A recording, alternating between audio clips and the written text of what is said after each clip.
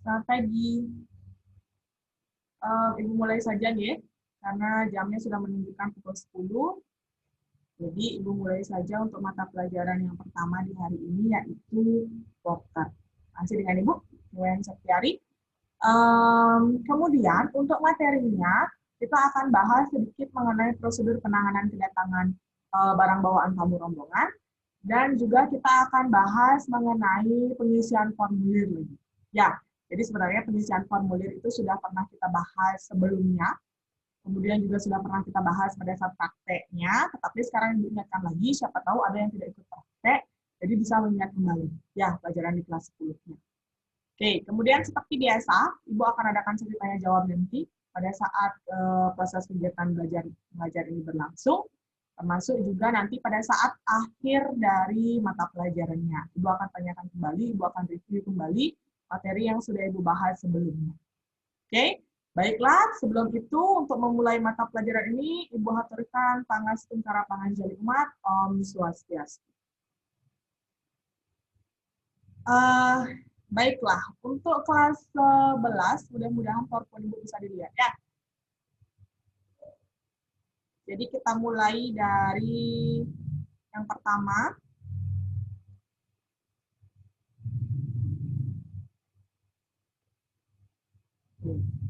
Nah, ini adalah bagan interaksi yang terjadi pada section bellboy.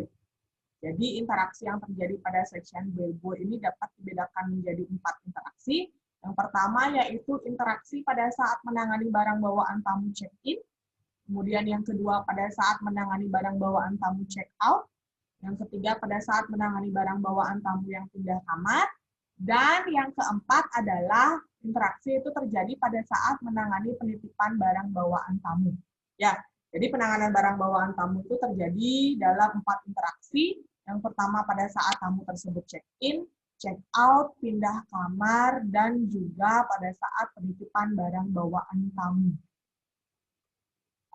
Selanjutnya, Ibu review kembali prosedur penanganan kedatangan barang bawaan tamu rombongan yang sebenarnya ini sudah Ibu bahas sedikit sebelum ulangan umum semester ganjil. Ya, sudah pernah Ibu bahas sedikit. Jadi Ibu akan review kembali mengenai prosedur penanganan kedatangan barang bawaan tamu rombongan. Ada sedikit perbedaan antara prosedur penanganan kedatangan barang bawaan tamu rombongan dengan penanganan barang bawaan tamu individu.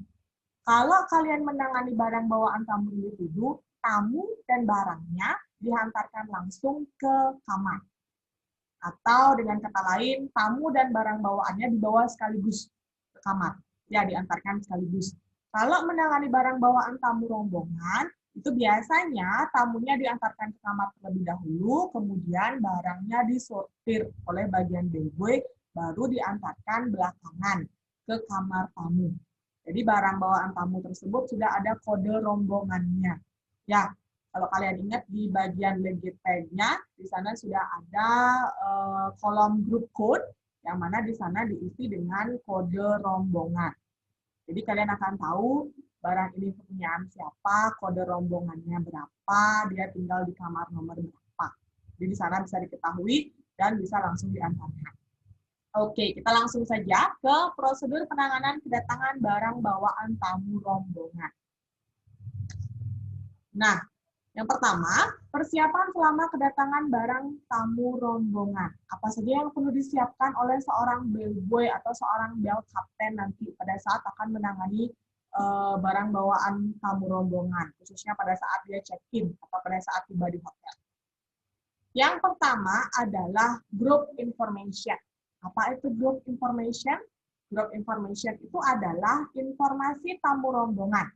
Ya, informasi yang diperlukan oleh hotel untuk menyiapkan segala sesuatunya untuk kedatangan tamu rombongan, termasuk persiapan penanganan barang bawaan tamu-tamu rombongan tersebut.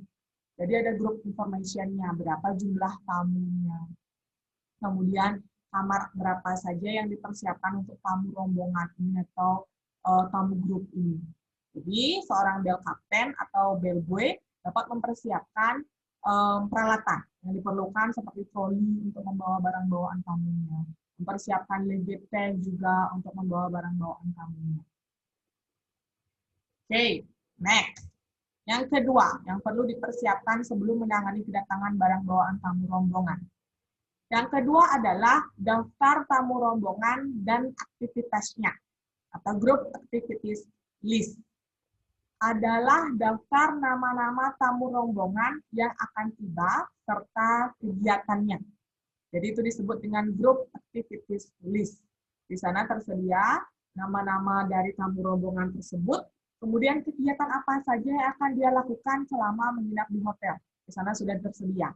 Ya, jadi selain mempersiapkan group information-nya atau mendapatkan group information, seorang bel kapten atau BLB juga akan mendapatkan group activities list-nya sebelum menangani kedatangan dari tamu rombongan tersebut. Begitu. Ya.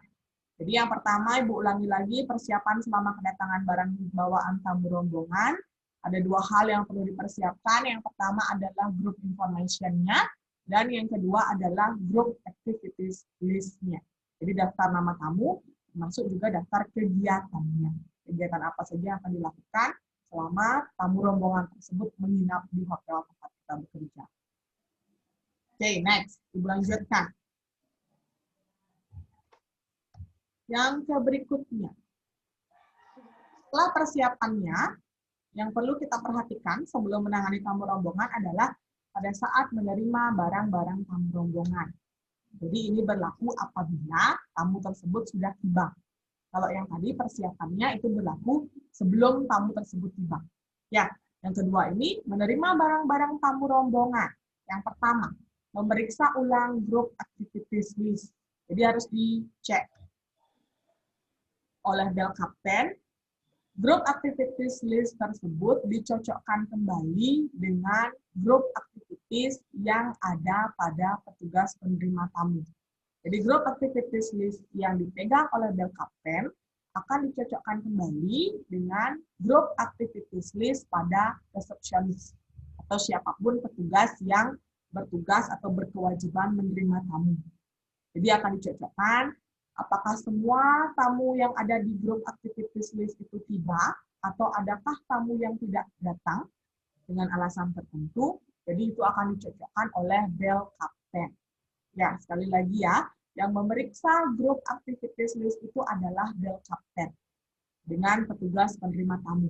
Kalau petugas penerima tamunya adalah resepsionisnya, berarti bel kapten akan berkoordinasi dengan resepsionis untuk mencocokkan nama tamu yang tiba, apakah sesuai dengan grup activities list yang diterima atau tidak, ataukah ada perubahan, ataukah ada tamu yang tidak datang dari grup activities tersebut.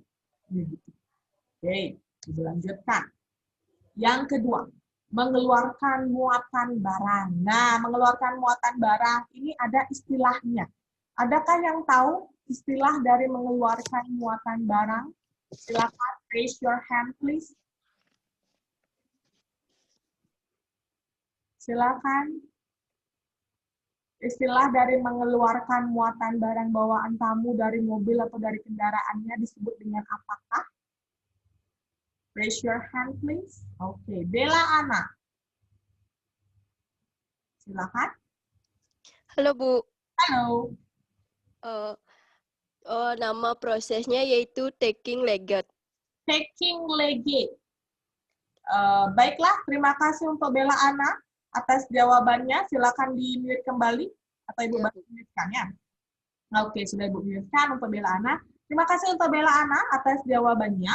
Adakah yang bisa memperbaiki karena masih kurang tepat istilah untuk mengeluarkan muatan barangnya?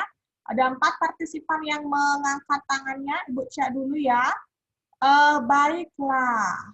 Yang raise hand tadi. Siapakah yang raise hand tadi?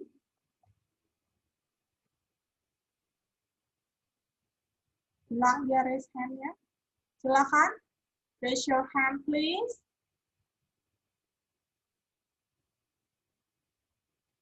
Adakah yang mau mencoba menjawabnya? Silakan. Raise your hand, please. Karena hilang di sini raise hand-nya. Oh, ada. Sudah. Baiklah, Ibu akan pilih salah satu ya dari sekian banyak yang mengangkat tangannya. Ibu pilih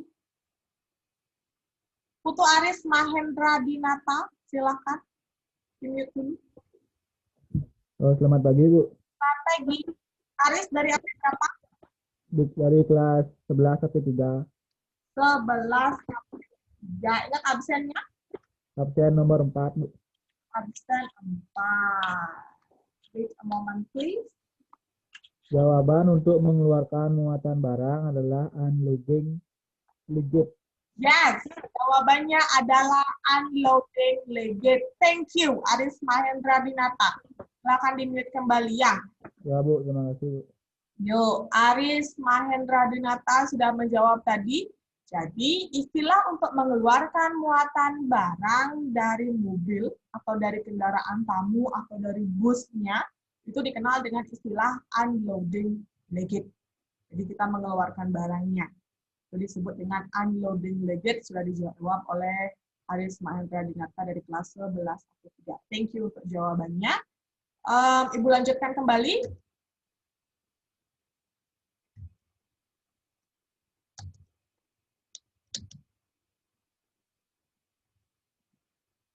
Oke. Nah, ini sudah tadi. Nah, selalu menggunakan metode yang benar dalam penanganan barang bawaan tamu. Oke, metodenya sudah pernah kita bahas, lifting dan stacking-nya sudah pernah kita bahas, jadi tidak akan Ibu bahas kembali ya. Nanti kalau ada waktu, akan Ibu tanyakan kembali mengenai stacking dan lifting barang bawaan tamu. Oke, thank you. Ibu lanjutkan lagi. Nah, menempatkan barang bawaan tamu. Seperti yang Ibu sampaikan tadi, sebelum tamu rombongan itu tiba, bel kapten dan petugas-petugas lainnya, termasuk di sana adalah bellboy, akan mempersiapkan troli atau kereta barang bawaan tamunya. Ya, jadi setelah unloading legit, mereka akan menaruh barangnya di trolinya. Kemudian, sebelum ditaruh di troli, ingat ada prosesnya terlebih dahulu. Nah, di sini akan kita bahas. Setelah unloading legit, barang ditempatkan di dekat pintu utama serta dikelompokkan menurut jenisnya. Tiap-tiap jenis barang disusun dalam satu baris agar mudah dihitung. Oke. Setelah unloading legit atau menurunkan barang bawaan tamu dari mobil atau kendaraan tamunya, langkah selanjutnya adalah menaruh barang tersebut di dekat pintu utama. Ingat ya, bukan di pintu utamanya, tapi di dekatnya. Kenapa tidak di pintu utamanya langsung? Akan menghalangi tamu yang keluar masuk hotel. Jadi ditaruh di dekat sana saja, di tempat yang memang sebenarnya sudah disediakan untuk menaruh barang bawaan tamu rombongan. Oke, kemudian ketika ditaruh di sana, barang bawaan tamu tersebut akan disortir tiap-tiap jenisnya. Dikelompokkan tiap-tiap jenisnya.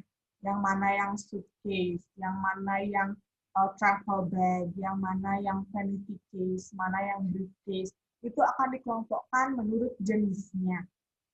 Ya, setelah dikelompokkan menurut jenisnya, mereka akan mulai menghitung. Jadi bellboy atau bellmaid akan mulai menghitung tiap-tiap jenisnya dan menjumlahkan barang bawaan tamu tersebut berapa jumlah atau berapa total dari keseluruhan barang bawaan tamu tersebut.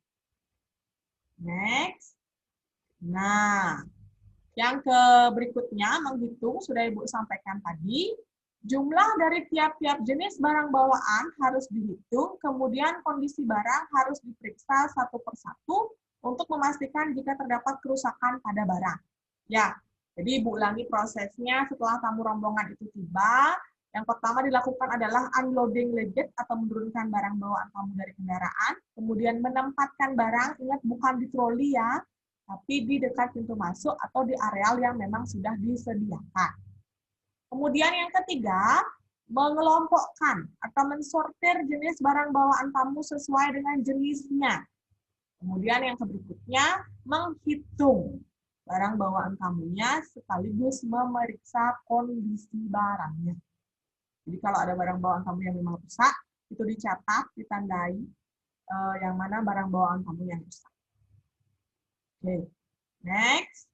Setelah menghitung barang bawaan tamu, langkah berikutnya adalah menginformasikan jumlah dan kondisi barang. Nah, karena tadi seperti yang Bu bilang, dihitung jumlahnya, kemudian dicek kondisi barangnya, selanjutnya diinformasikan.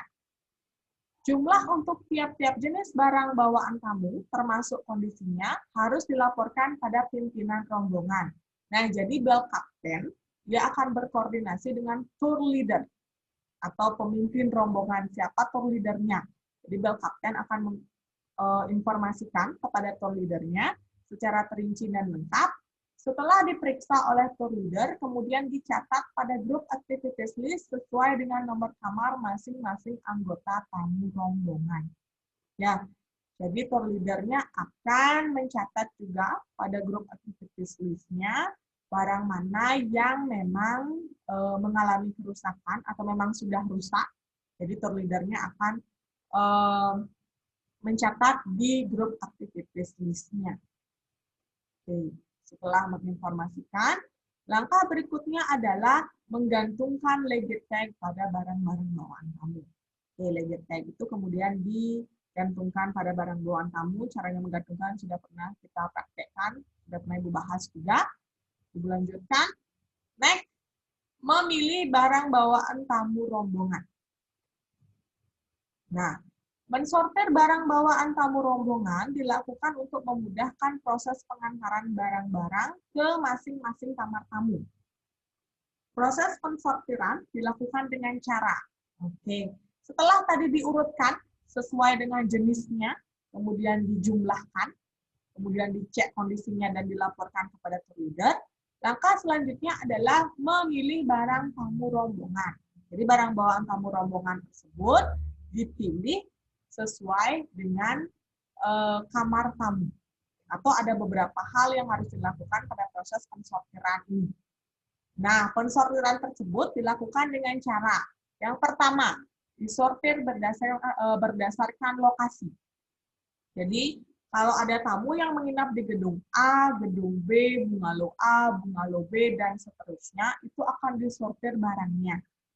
Barang tamu yang menginap di gedung A akan dijadikan satu, barang yang tamu yang menginap di gedung B akan dijadikan satu, itu untuk lebih mudah lagi mengantarkan barang bawaan tamunya. Jadi sudah sesuai dengan tempat tinggalnya, sudah sesuai dengan kamarnya. Ya, jadi disortir berdasarkan lokasinya. Next, yang berikutnya.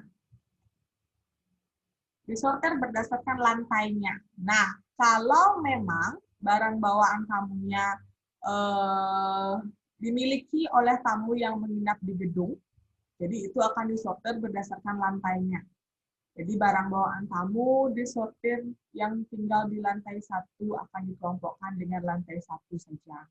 Yang tinggal di lantai 2 akan dikelompokkan dengan yang tinggal di lantai 2 saja, dan seterusnya. Jadi disortir dulu berdasarkan lokasinya, disortir berdasarkan lantainya, kemudian yang berikutnya disortir berdasarkan nomor kamarnya. Kalau sudah dipisahkan berdasarkan gedung dulu, yang di gedung itu dipisahkan berdasarkan lantainya, kemudian setelah berdasarkan lantai, dia akan disortir kembali berdasarkan nomor kamarnya. Jadi itu untuk lebih mudahkan mengantarkan barang bawaan tamu dari tamu rombongan ini. Begitu ya. Ibu ulangi ya. Nah, pada saat proses pensortirannya, itu ada langkah-langkah yang harus dilakukan untuk lebih memudahkan mengantarkan barang bawaan tamunya. Yang pertama, itu disortir berdasarkan lokasinya.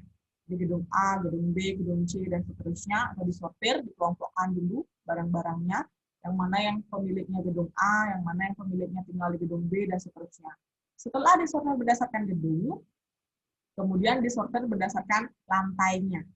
Lantai 1, lantai 2, lantai 3 di gedung A. Kemudian di gedung B, lantai 1, lantai 2, lantai 3, dan seterusnya sampai selesai. Setelah disortir berdasarkan lantai, disortir berdasarkan nomor kamar. Ya, itu untuk lebih mudah mengantarkan. Jadi nomor kamar mana yang diambil terlebih dahulu. Apakah yang paling dekat dengan lift, ataukah yang paling jauh dengan lift. Itu disortir. Ya, kita lanjutkan. Setelah disortir berdasarkan gedung, berdasarkan lantai, berdasarkan nomor kamarnya, selanjutnya adalah proses pengantarannya. Nah, pada saat proses mengantarkan barang bawaan tamu menggunakan lift service agar tidak mengganggu tamu lain. Pengantaran ini berdasarkan lokasi, berdasarkan lantai, dan berdasarkan nomor kamar, serta menggunakan kereta barang bawaan tamu atau trolley car. Nah, seperti yang Ibu sampaikan tadi, setelah barang bawaan tamu disortir berdasarkan gedungnya, berdasarkan lantainya, kemudian berdasarkan kamar, barulah barang bawaan tamu tersebut diantarkan sesuai dengan nomor kamar tamu menggunakan trolley. Ya, jadi tidak bawa satu-satu, tapi menggunakan trolley. Oke, kita lanjut.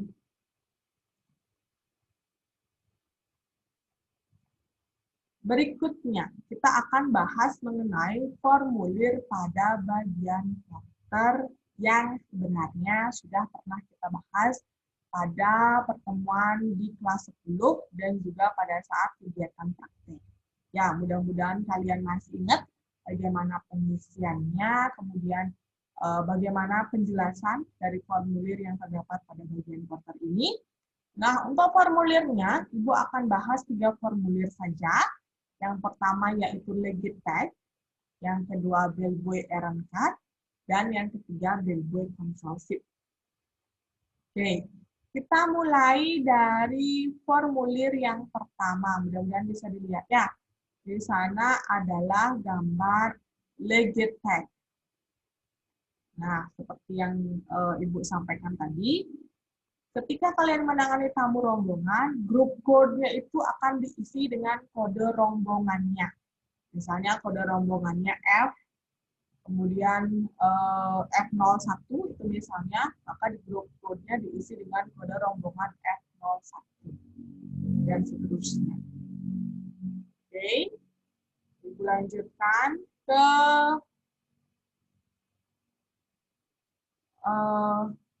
materi berikutnya.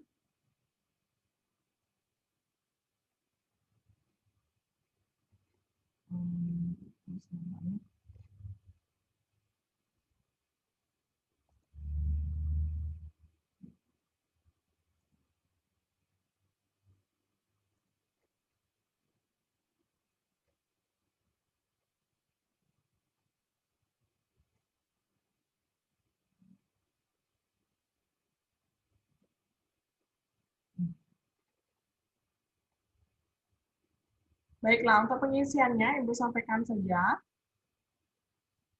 Untuk legit tag-nya, pengisiannya.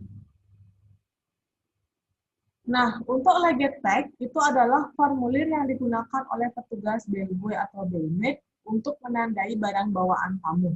Ya, jadi legit tag ini digantungkan pada barang bawaan tamu seperti yang sudah pernah Ibu sampaikan sebelumnya. Kemudian sebelum digantungkan, ingat legit tag ini harus diisi dengan identitas tamunya. Yang mana di legit tag itu terdapat 3 kolom yang harus diisi. Yang pertama adalah name, group code, dan room number. Untuk name-nya itu diisi dengan nama tamu yang selalu dilengkapi dengan Mr., Mrs., Miss, dan lain sebagainya. Ingat dilengkapi dengan nama tamunya ya, Mr. Amir itu misalnya. Kemudian grup code-nya itu diisi dengan kode rombongan kalau menangani tamu rombongan. Kalau tamunya individu, grup code-nya dikosongkan saja atau diisi tanda strict saja. Ya, kemudian untuk room number-nya atau nomor kamarnya itu diisi dengan nomor kamar tamu yang dilengkapi dengan tanda hashtag atau tanda pagar. Selalu begitu. Ya, setiap mengisi nomor kamar di form manapun harus diisi dengan tanda hashtag atau tanda pagar. Ya, itu untuk legit tag. Ibu yakin semuanya sudah jelas karena kita sudah mengulanginya beberapa kali dari kelas 10. Kemudian pada saat praktek juga sempat kita praktekkan bagaimana pengisiannya. Ibu lanjutkan ke bellboy errand card-nya. Mudah-mudahan ini terlihat.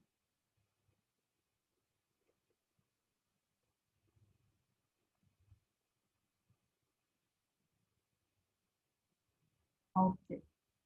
Ini adalah bellboy errand card yang sudah Ibu isi.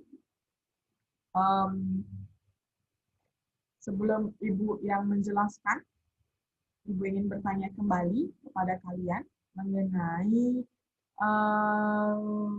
pengertian dari bellboy errand card dan juga bagaimanakah pengisian dari bellboy errand card ini. Tidak perlu angkat tangan karena Ibu yang akan menunjuk langsung ya. Thank you untuk yang sudah berusaha angkat tangan, tapi Ibu akan tunjuk langsung. Jadi, silahkan bagi yang namanya Ibu sebutkan, silakan di-mute dan akan Ibu tanyakan, silakan di-unmute ya, yang akan Ibu tanyakan. Baiklah, Ibu akan bertanya kepada Ninyoman Septiari. Silakan di-unmute. Ya, Bu. Dengar suara Ibu ya? Oke, baiklah. Untuk Septiari. Ibu menyebut nama jadinya. Ini Ninyoman Septiari. Dijelaskan bagaimanakah pengertian dari bellboy errand card atau dengan kata lain atau singkatnya bellboy errand card. Ninyoman Septiari. Bisa diulangi, Bu? Oke, ulangi. Jelaskan bagaimanakah pengertian dari bellboy errand card. Silakan.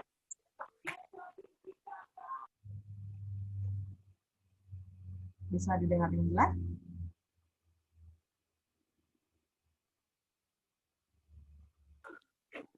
Bellboy errand card adalah formulir yang digunakan oleh bellboy atau bellman untuk mencatat segala aktivitas yang berhubungan dengan penanganan barang bawaan tamu sejak tamu tiba, selama tinggal di hotel, dan jika terjadi perpindahan kamar. Oke, ada lagi. Sejak tamu tiba, selama tinggal di hotel, dan jika terjadi perpindahan kamar. Apakah check out yang tidak ditangani? Apa, Bu? Apakah check out yang tidak ditangani atau pada saat meninggalkan hotel yang tidak ditangani? Ditangani, dan ketika tamu meninggalkan hotel. Nah, harusnya dilengkapi lagi sedikit tadi ya. Dan ketika tamu meninggalkan hotel. Oke, thank you untuk Septiari. Silakan di-mute kembali.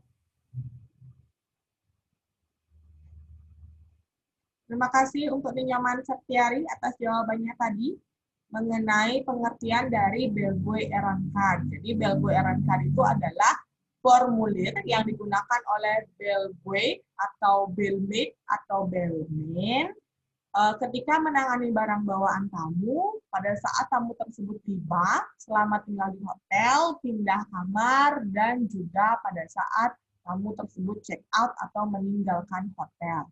Oke, kita lanjutkan untuk pengisiannya. Seperti tadi, Ibu akan tunjuk satu orang untuk menjawab pengisiannya. Di sini ada nama 131_5. Siapakah dia?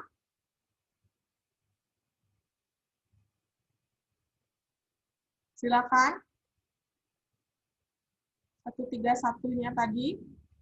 Namanya ada di sini. Siapakah dia? Oh, hilang ya. Baiklah.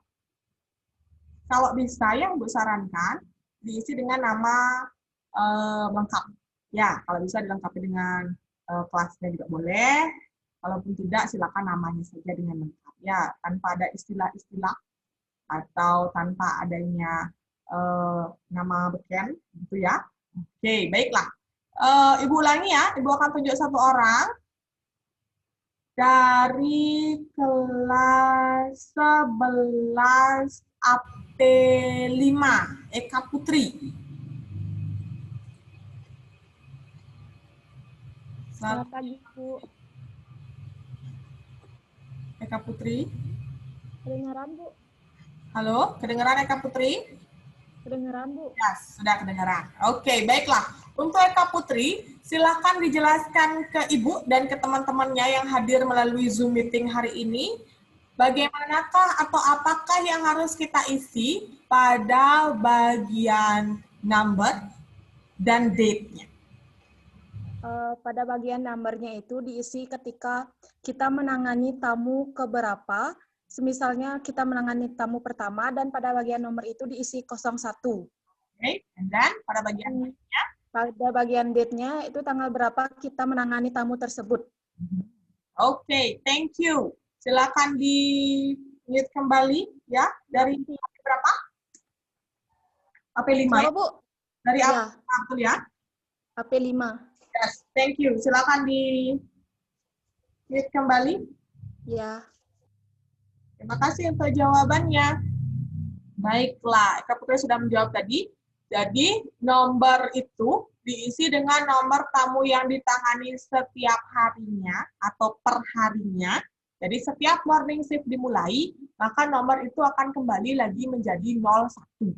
Ya, kemudian date-nya itu adalah tanggal penanganan tamu. Tanggal menangani tamu check-in kalau tamunya tiba, tanggal menangani tamu check-out kalau tamunya berangkat, dan tanggal pindah kamarnya kalau kalian menangani tamu pindah kamar. Oke, itu untuk number dan date-nya. Selanjutnya, untuk arrival, room change, dan departure. Ibu berikan kesempatan kepada, Ibu ulangi.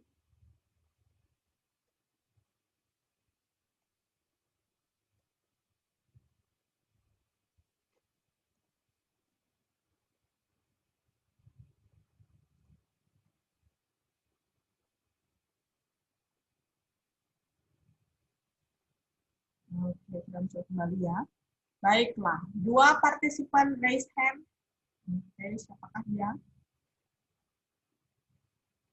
Oh, banyak sekali yang raise hand. Di sini ada satu kelompok ya. Sepri, Tia, Nia, Cynthia, Eki. Oke, Ibu akan tunjuk salah satunya ya. Silakan yang menjawab, sebutkan namanya. Silakan di antara 5 orang tadi yang menjawab siapa? Saya, Bu. Namanya? Eki. Eki. Dari AP berapa, Eki? AP1. AP1 absen? Absen 24. 24. Lengkapnya siapa? Ibu tidak menemukan absennya. Brigade Eki Sinya Pratiwi. Oke, sudah. Baiklah. Eki, silakan dijelaskan pada saat kapankah kita mencentang arrival, room change, dan departure. Ya, baik.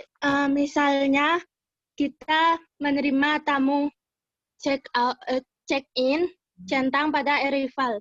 Dan ketika menangani tamu Check-in, kita akan mencentang arrival, kemudian ya, kalau menangani tamu room change atau pindah kamar, centang pada room change. Oke, yang satu. Terus kalau menangani tamu check out atau pindah kamar, centang pada departure. Sorry, diulangi. Mohon maaf, Bu. Ketika menangani tamu check out atau tamu akan berangkat, centang pada departure. Pada bagian departure. Baiklah, terima kasih Eki untuk jawabannya. Ibu perhalus sedikit ya. Thank you, Eki sudah menjawab. Silakan di-mute kembali. Baiklah, arrival, room change, dan departure dicentang sesuai dengan tamu yang ditangani. Ketika tamunya check-in, berarti yang dicentang adalah arrival atau tiba.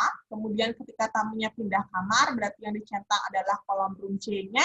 Dan ketika tamu check-out, yang dicentang adalah kolom departure. Selanjutnya, bagian boy code, room, dan name. Oke, banyak yang angkat tangan ya, berarti sudah tahu jawabannya. Baiklah, Ibu akan tunjuk satu. Priska Fitri. Silakan. Priska Fitri dari AP berapa? Dari 11 sampai 8. 11 AP8. Absen? Absen 26. 26. Oke, silahkan. Seperti yang Ibu sampaikan tadi. pada boykot diisi dengan nama petugas yang menangani pengisian formulir. Terus untuk roomnya diisi dengan nomor kamar tamu yang harus dilengkapi dengan tanda pagar. Dan untuk NIM-nya diisi dengan nama tamu tersebut. Oke, thank you. Untuk Priska Fitri, silakan dilihat kembali. Jadi seperti itulah pengisiannya. Pada bagian boykot itu diisi dengan nama dari bellboy atau petugas yang menangani. Kemudian room-nya diisi dengan nomor kamar tamu yang dilengkapi dengan tanda pagar. Dan name-nya itu diisi dengan nama tamu yang dilengkapi dengan Mr., Mrs., atau Miss dan diikuti dengan nama tamunya. Thank you untuk Priska Fitri sudah menjawab tadi. Ibu lanjutkan, sisanya semuanya akan diborong oleh Gusti Ayu Feby. Silakan. Selamat pagi, Bu. Selamat pagi. Gusti Ayu dari AP berapa? AP 10. AP 10. Oke, absen? 11. 11. Silakan Gusti Ayu Feby diborong number of visits-nya. No offices legate diisi jumlah legate keseluruhannya. Description diisi jumlah legate dasarkan jenisnya. Bellboy atau bellboy signature diisi tanda tangan bellboy. Guest signature diisi tanda tangan guestnya. Oke, thank you untuk jawabannya, Gusti Ayu Feby. Silakan di-mute kembali. Baiklah, untuk number of pieces luggage itu diisi dengan jumlah dari barang bawaan yang dibawa oleh tamu. Ibu contohkan, di sana ada 4 pieces. Kalau kalian mau menuliskan 4 saja, itu boleh. Kemudian description-nya itu diisi dengan jumlah di tiap-tiap jenis barang bawaan tamu. Jadi ada jumlah dan ada jenisnya. Kalau number of pieces, jumlah secara keseluruhan. Kalau description, jumlah dan jenis. Seperti yang Ibu contohkan tadi, 1 suitcase, 2 travel bag, 1 handbag, dan seterusnya. Itu dituliskan di bagian description.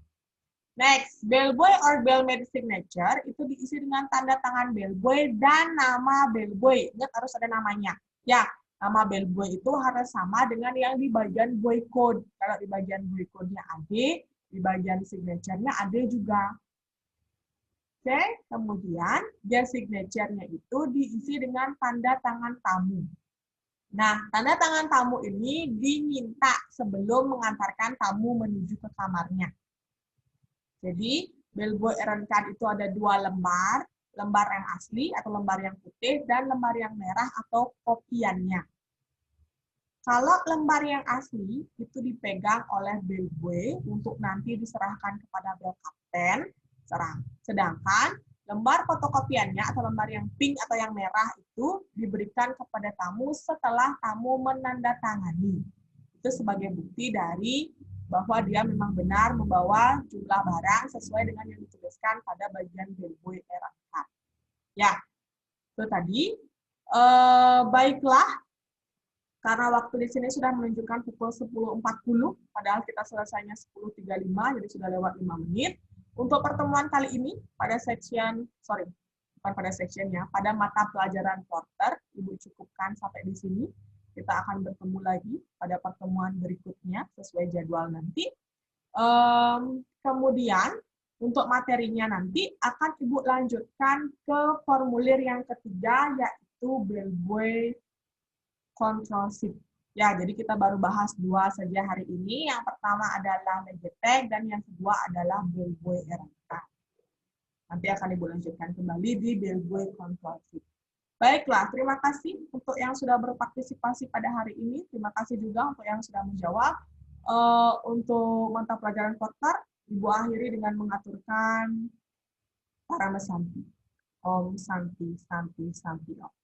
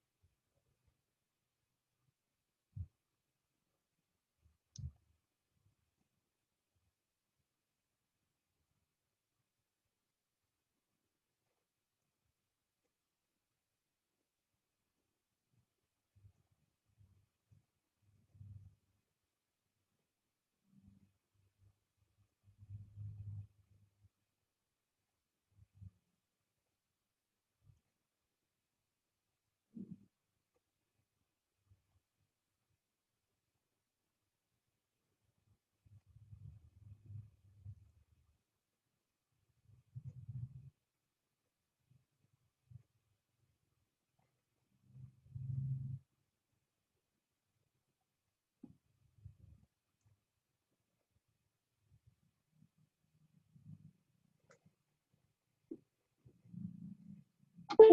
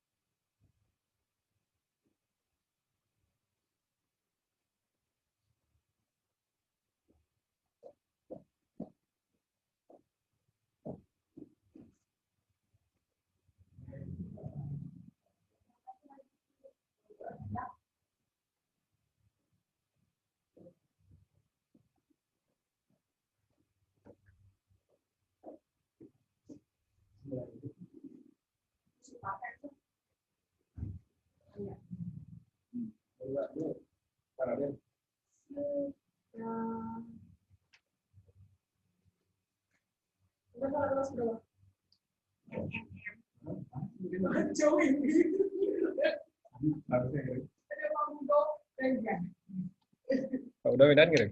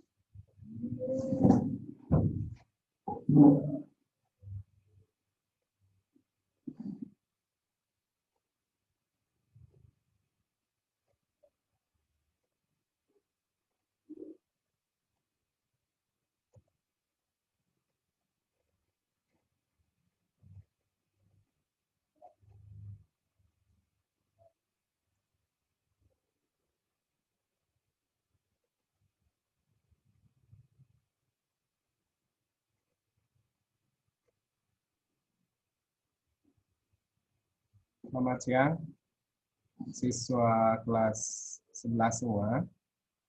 Jadi mudah-mudahan semua dalam keadaan baik-baik saja ya, semuanya dalam keadaan sehat. Begitu juga dengan keluarga di rumah, mudah-mudahan semua dalam keadaan sehat semua. Om Swastiastu. Baik anak-anak, bagi yang masih menonaktifkan video bisa diaktifkan dulu ya. Jadi beberapa orang sudah menonton video, tapi ada juga yang belum. Baik, anak-anak semua, jadi senang bisa berjumpa lagi dengan kalian di semester genap ini. Karena seperti yang kalian ketahui, waktu semester Ganjil itu kebanyakan diisi oleh Mr. Putra untuk mata pelajaran reception atau telepon operator di kelas 11. Jadi untuk sekarang itu full Pak yang mengisi untuk di telepon operator, karena Pak sudah selesai mengadakan pelatihan. Jadi anak-anak semua, jadi Pak lanjut saja ya, karena keterbatasan waktu juga. Untuk di kelas 11 di semester genap ini, itu materi yang akan kita bahas itu kurang lebih ada dua. Itu yang pertama adalah mengenai menangani telepon masuk atau handling incoming call, and then the second one is handling outgoing call atau menangani panggilan keluar. Atau bagaimana cara kalian membuat panggilan. Baik, itu yang akan kita bahas di semester genap ini. Mudah-mudahan waktunya cukup, mudah-mudahan juga nanti kita bisa cepat untuk mengadakan tatap muka. Karena seperti yang kalian ketahui, kalau mata pelajaran produktif, ya salah satunya telepon operator, itu harus dipraktekkan untuk lebih memantapkan lagi. Ya, salah satunya kemarin mungkin sudah mengadakan, pernah kalian sudah menonton video, salah satunya seperti itu untuk di telepon operator. Baik anak-anak, kita langsung saja. Jadi selama nanti Pak menyampaikan materi, jika ada hal yang kurang jelas bisa langsung ditanyakan dengan raise hand Nanti Pak juga akan mengadakan sesi tanya jawab. Baik, jadi kita lanjut. Baik anak-anak, jadi untuk materi kita hari ini seperti yang Pak sampaikan tadi ya. Jadi untuk pertama atau materi pertama yang akan kita bahas itu adalah mengenai handling incoming call, atau seperti yang kalian lihat di slide itu adalah menangani panggilan masuk. Ya. Jadi bagaimana cara kalian menangani panggilan masuk yang baik dan benar.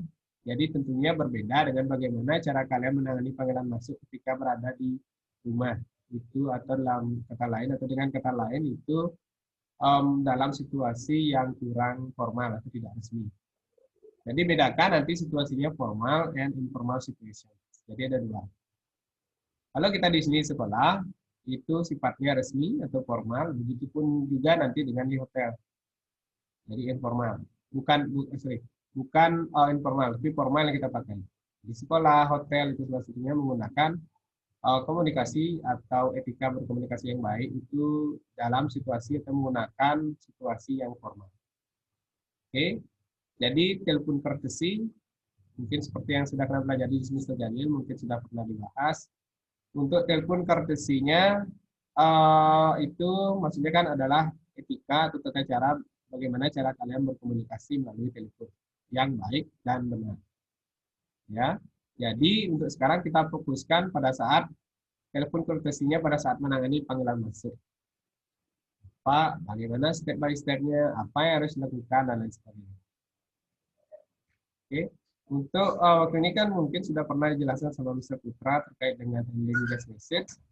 Ya, sudah kalian lihat di sana, ada juga yang diberikan formulir dan lain sebagainya. Sudah. Untuk selanjutnya, ini slide pertama kita lanjutkan. Oke. Di sini Pak juga perlu menyampaikan kepada kalian bagaimana tujuan pembelajaran. Itu apa tujuan pembelajaran kalian dari materi menangani panggilan masuk. Jadi di sini ada dua tujuan pembelajaran. Itu yang pertama, pada akhir pembelajaran peserta didik diharapkan dapat yang pertama itulah memahami penerapan menerima panggilan masuk dengan tepat. Bagaimana kalian mengetahui step by step-nya, apa yang harus dilakukan, apa yang tidak boleh dilakukan di sini.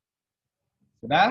Selanjutnya, yang kedua, jadi ini juga harapan Pak, mungkin begitu pun juga dengan kalian, itu adalah mendemonstrasikan bagaimana prosedur penerimaan panggilan masuk khususnya dalam menangani pesan tamu dengan tepat.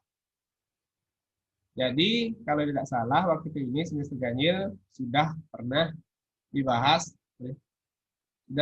pernah dibahas sedikit tentang menangani pesan dari tamu. Itu juga akan kita bahas nanti. Oke? Jadi ada dua tujuan pembelajaran di sini. Baik, selanjutnya kita akan masuk ke materi. Oke, di sini ada sebuah pertanyaan. Oke, Pak tanyakan ke kalian semua. Why is telephone skill important? Oke, kenapa kemampuan menangani telepon itu penting? Mungkin ada yang bisa memberikan tanggapan di sini. Bisa raise hand. Di kolom partisipannya ada di chat mungkin, silakan. Why is telephone skill is very important? Mungkin ada yang bisa memberikan tanggapan. Silakan bisa langsung raise hand. Coba ya, kenapa ya? Bahasa Indonesia boleh, bahasa Inggris juga boleh. Kenapa? Ya, malu-malu ya. Kalian sudah kelas 11 sekarang. Tidak boleh malu-malu lagi. Harus tambah percaya diri. Silakan. Ada yang bisa di sini? Why? Oke, Dewa Ayu Purnama. Oke, please press unmute. Dewa Ayu. Satu moment. Good morning, Mr. Good morning, Dewa Ayu. Menurut saya, kenapa teknik dalam bertelepon itu penting karena pada saat kita melakukan komunikasi dengan siapapun itu, khususnya untuk pada saat di hotel berkomunikasi dengan tamu, proses penyampaian pesan kepada tamu itu harus menggunakan skill atau metode agar tamu tersebut tidak salah paham dalam menerima pesan, terutama dalam bertelepon itu sering terjadi miskomunikasi karena bertelepon dengan berbicara secara langsung itu sangat berbeda.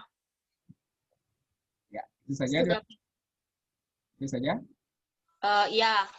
Terima kasih Diwayu, jawabannya sangat bagus dan memuaskan. Terima kasih banyak atas jawabannya. Baik, mungkin ada lagi yang lain. Kalau tidak, Pak akan lanjutkan. Jadi, kenapa skill atau kemampuan menelpon itu penting? Dimiliki oleh semua orang, ya. Tidak hanya pegawai hotel, masyarakat umum juga harus memiliki kemampuan menelpon yang baik dan benar. Ya, salah satunya seperti yang dibilang Diwayu tadi itu mencegah terjadinya miskomunikasi. Jadi kan kita akan langsung membahas di sini why is telephone skill is important or important. Oke. Jadi Pak juga punya jawaban di sini ya. Ya, when you are on the phone with a customer or client or guest, you are the single representative of your organization. Oke, di sini ada satu kata yang ditekankan di sini adalah representatif, sebagai representasi atau sebagai perwakilan. Oke, perwakilan tunggal di sini ya. Jadi kan ketika kalian menerima telepon itu biasanya kan sendiri. Kalian mengangkat teleponnya sendiri, jarang beramai-ramai, berbarengan, pasti sendiri. Jadi kalian di sini merepresentasikan atau mewakili suatu organisasi. Ya, yang dimaksud di sini itu adalah hotel, di mana tempat kalian bekerja. Jadi, ketika kalian menangani telepon, ya, ini khususnya dulu menangani telepon masuk, kalian harus memberikan kesan yang baik. Jadi, seperti penjelasan di sini adalah kalian mewakili suatu organisasi. Oke, bagaimana kesan pertamanya ketika menangani telepon? Ramah, sopan, bahasa jelas, intonasi jelas, dan lain sebagainya. Oke, ini dasarnya dulu harus kalian ketahui.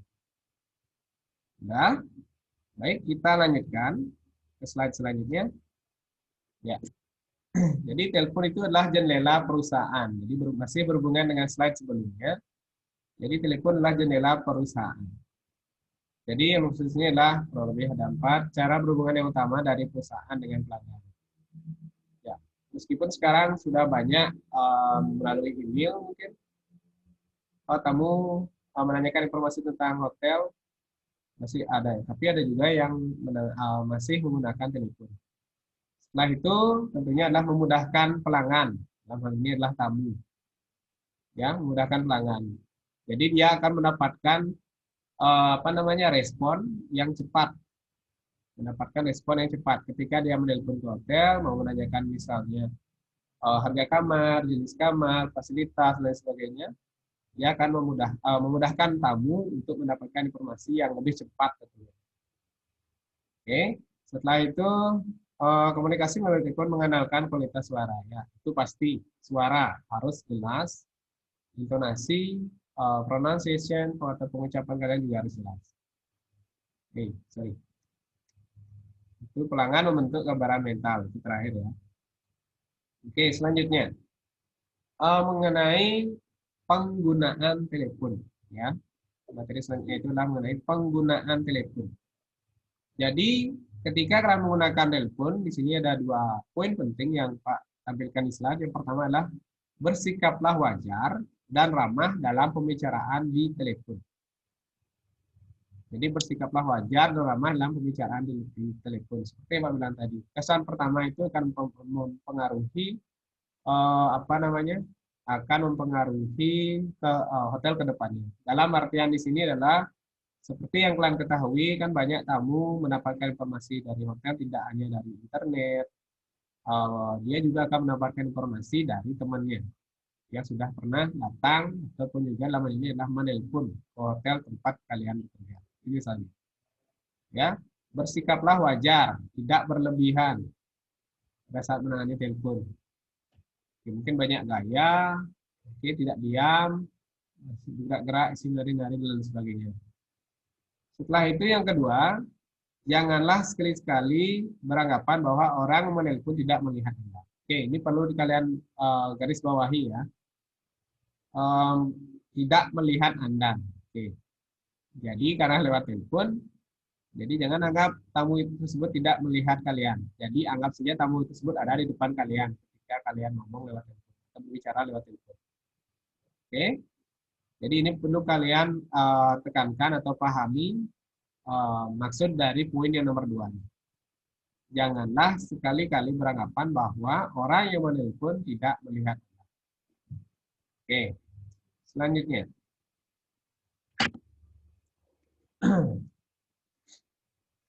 Oke.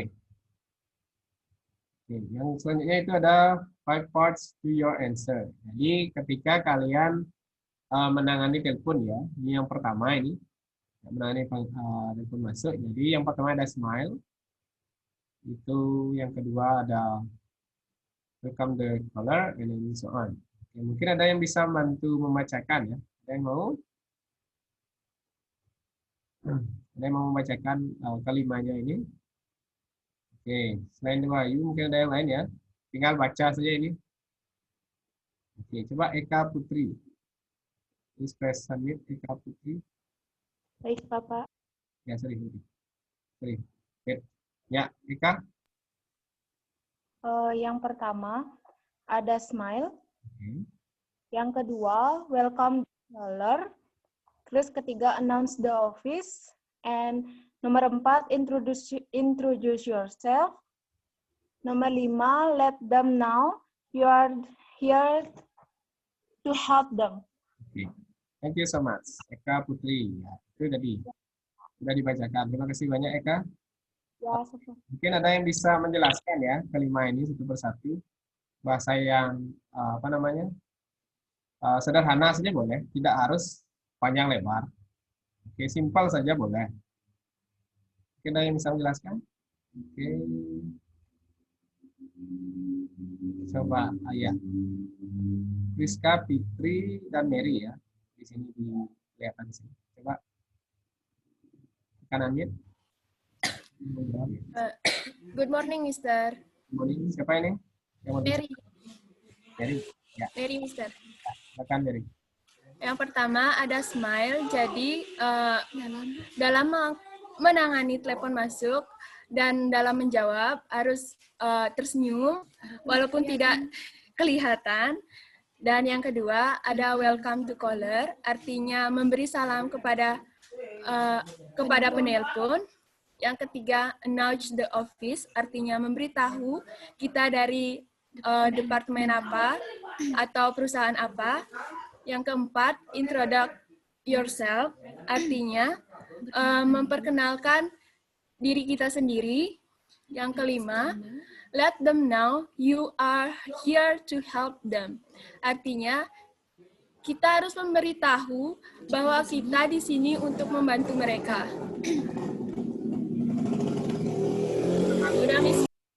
Oke, terima kasih banyak Mary. Ya, jadi sudah dijelaskan ya.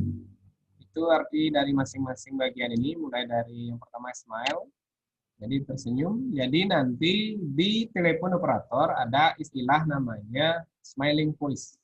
Ya, jadi istilah itu adalah smiling voice. Oke. Jadi smiling voice itu adalah seperti seperti namanya, smiling voice. Jadi smile kata dasarnya ini tersenyum. Tersenyum saat berbicara, itu maksudnya smiling voice. Ya, karena ketika kalian berbicara dengan tersenyum, itu akan berbeda dengan ketika kalian berbicara tidak tersenyum, akan berbeda. Nanti kalian bisa praktekkan sendiri. Setelah itu welcome to caller, and then so on sampai terakhir ya. Sudah dijelaskan tadi sama Mary, sudah benar sekali penjelasannya. Welcome to caller itu artinya memberikan ucapan salam kepada penelpon. Oke. Jadi ingat nanti bedakan greeting antara ketemu tamu langsung dengan lewat telepon. Ya. Jadi bedakan itu. Ketika kelewat telepon itu tidak berisikan kata welcome. Jadi langsung saja menyebutkan identitas perusahaan kalian. Dalam hal ini adalah hotel. Setelah itu memperkenalkan diri, setelah itu yang terakhir ya menawarkan bantuan atau apa. Baik, kita lanjut. Oke, seperti yang dibahas tadi ya, tersenyumlah melalui suara Anda. Jadi komunikasi melalui telepon mengandalkan kualitas suara karena kita tidak dapat menggunakan bahasa tubuh secara optimal. Ya, tadi di awal kan ada jangan beranggapan tamu tidak melihat Anda. Oke, tapi itu apa yang kalian lakukan akan mempengaruhi terhadap nada bicara kalian atau suara kalian nanti lewat telepon. Jadi seperti yang Pak bilang, tersenyum atau ada istilahnya tadi smiling voice, tersenyum saat berbicara. Oke, tapi ingat jangan terus-terusan tersenyum juga ya, kurang baik juga. Jangan memaksakan tersenyum, tidak boleh gitu. Ya. Terus poin yang kedua, pelanggan membentuk gambaran mental tentang diri Anda melalui kualitas suara yang didengarnya. Ya, karena kualitas suara itu ditentukan juga oleh bagaimana cara kalian berbicara. Salah satunya adalah dengan tersenyum. Oke, selanjutnya, oke, ini mengenai suara, the voice. Baik, di sini kurang lebih ada 5 ya. Kendalikan suara Anda. Ini juga ada 5 poin, itu pun juga dengan penjelasannya. Mulai dari volume suara Anda harus terdengar. Kapan suara harus besar, kapan suara harus kecil, kapan kalian ngomong dengan nada bertanya, dan lain sebagainya. Oke, Pak kasih contoh misalnya seperti ini ya. Oke, Pak jelaskan dulu saja deh, nanti terakhir Pak berikan satu contoh. Terus yang kedua, kejernihan suara. Ucapkan kata-kata dengan benar.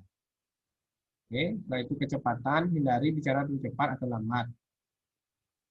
Setelah itu tinggi, hindari suara yang melengking. Modulasi, ragam suara membangun minat dan semangat. Oke, jadi modulasi ini lebih kepada penekanan di masing-masing kalimat yang kalian ingin tekankan kepada tamu. Ya, misalnya di sini yang paling bawah ini, ketika kalian menjelaskan fasilitas misalnya. Oke, karena itu menjadi suatu daya atau nilai lebih dari hotel kalian, bisa kalian lebih tekankan di sininya. Oke, ketika dalam berbicara, ya, karena kalian masih kelas 11, di sini belum belum training juga, mudah-mudahan nanti cepat kembali normal situasinya. Jadi ketika berbicara itu ada yang mempunyai gaya bicaranya cepat. Oke, karena sudah terbiasa dia akan ngomongnya cepat. Mungkin sudah pernah Pak sampaikan waktu kelas 10 mungkin ya. Oke, ada yang lambat ketika berbicara. Oke, ada yang tidak kedengaran. Ada yang kedengaran pas awal berbicara dan akhirnya saja. Kalimat pertama dan kalimat akhirnya saja kedengaran. Ada juga yang seperti itu. Banyak sekali. Oke. Jadi untuk menghindari hal tersebut ya lebih kelima poin ini bisa kalian pelajari apa saja yang perlu diperhatikan ketika ngomong. Oke. Volume, kejernihan sampai di modulasi. Oke. Ya, mungkin salah satu contoh greeting ya Pak berikan di sini. Misalnya greetingnya, good morning, kata-kata hotel. I'm Made as a telepon operator boleh, atau Made speaking itu saja boleh. Ya, may I help you, may I assist you, seperti itu.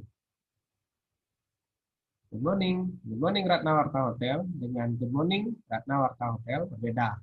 Mungkin sudah pernah sampaikan. Penekanannya di mana? Itu harus jelas. Ya. Oke, kurang lebih seperti itu salah satu contohnya ya. Baik, lanjut.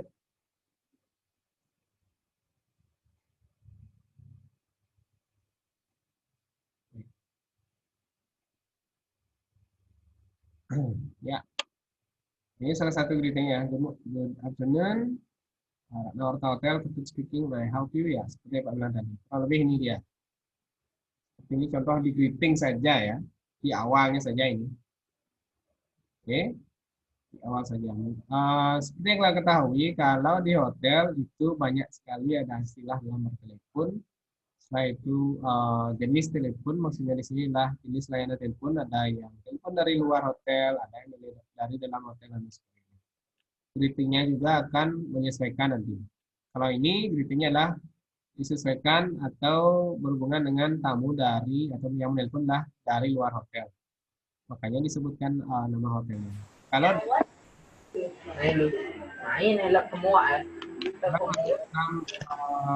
apa namanya? Kalau masih dalam lingkungan hotel, greetingnya masih menggunakan departemennya saja. Oke. Ya. Selanjutnya, jadi Pak, poin-poinnya saja di sini. Menangani telepon masuk. Oke, ya. Yang pertama pasti menyiapkan alat tulis. Ya, mungkin ketika kalian menerima telepon, yang punya telepon rumah atau HP kan tidak perlu menyiapkan ini karena situasinya lebih sering ke informal. Jadi tidak resmi. Mungkin yang menelpon adalah teman atau mungkin anggota keluarga yang lain dan lain sebagainya. Jadi ini jarang kalian lakukan. Tapi kalau lingkungannya formal, seperti contohnya di hotel nanti, ya perlu menyiapkan alat tulis. Karena yang menelpon itu tidak hanya tamu yang berasal dari luar negeri, bisa juga suatu perusahaan lain, dan tentunya dengan menggunakan bahasa yang tidak bahasa Indonesia, bahasa Inggris. Jadi sarannya di sini adalah ketika ketika ada orang berbicara, kalian susah mengingat, lebih baik dicatat. Makanya perlu kalian menyiapkan alat tulis dan juga kertas, mungkin notepad. Oke. Selanjutnya itu adalah ya catat nomor penting. Nanti Pak akan jelaskan di sini di bagian SOP. Kita akan bahas lagi. Setelah itu, ya ini angkat pada jaringan yang kedua atau ketiga. Ya, angkat pada jaringan yang kedua atau ketiga. Jadi ini standarnya. Kenapa tidak diangkat pada jaringan pertama? Saya juga yang bertanya seperti itu. Ada yang bisa menjawab ya? Kenapa tidak diangkat? Kenapa tidak diangkat pada jaringan pertama? Kenapa harus kedua atau ketiga? Ada yang bisa menjawab? Ada yang mengetahui? Yang punya sudah hampir habis ini ya. Oke.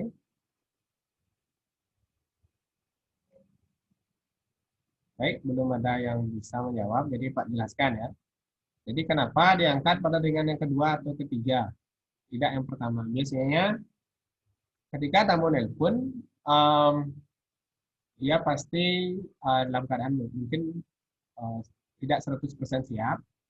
Dalam artian kondisinya mungkin ketika dia nelpon, kalau kalian angkat pada jaringan pertama, tamunya akan terkejut.